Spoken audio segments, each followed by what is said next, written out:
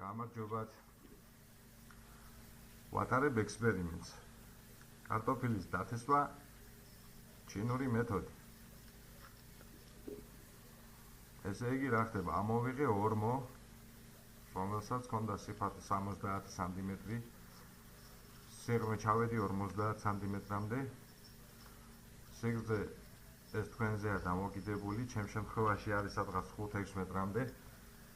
ამ ორმოში ჩავყარე წინასწარ გამზადებული მიწა პროპორციით 1:1-ზე, საქონლის ნაკელი, ქვიშა და მიწა.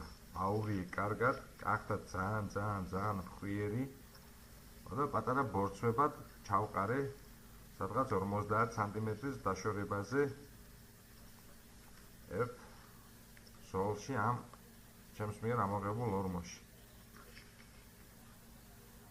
ხედავთ თუ რა ფორმით მაქვს ამოღებული ეს ორმო.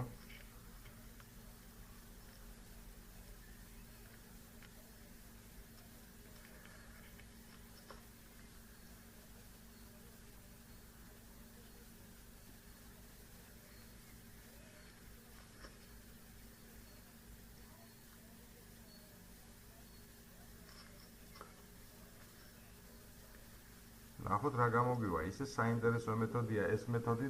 ნახე სადღაც ინტერნეტზე იდო ვიდეო ვიღაც რუსი ქალბატონი დათესა ამ მეთოდით და ამოვიდაო ძალიან ბევრი რაოდენობით კარტოფილი, თან ხარისხიანი კარტოფილი. ისე რომ ვაკვირტები მოსავლეთადაც უფრო ადვილია.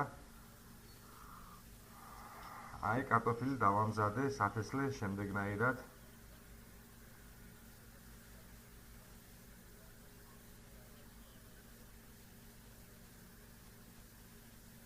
სათესლე მასალად შევარჭიე კარგები, რომელიც იყო კარგად გაღვივებული, საღი, ჯამთელი კარტოფილები.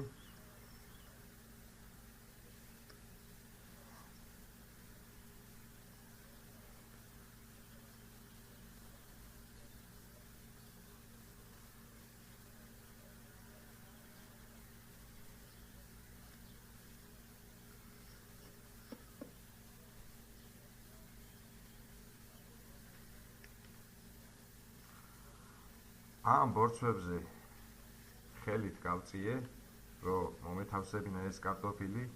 მართალია ის კალბატონი დებდა თითო ცალს, მაგრამ გაზღვევისთვის მე ორ-ორი გავაკეთე. ორ-ორი კარტოფილი ჩავდე. ახლა გაკეთებული მაქვს 17 ბორცვი. და საინტერესოა, საბოლოო ჯამში ერთი ბორცვიდან რამდენი კილო ამოვა კარტოფილი. ხედავთ ალბათ მიწა თუ როგორი ფხვიერია, დამუშავებული მიწაა, კარგი მიწაა.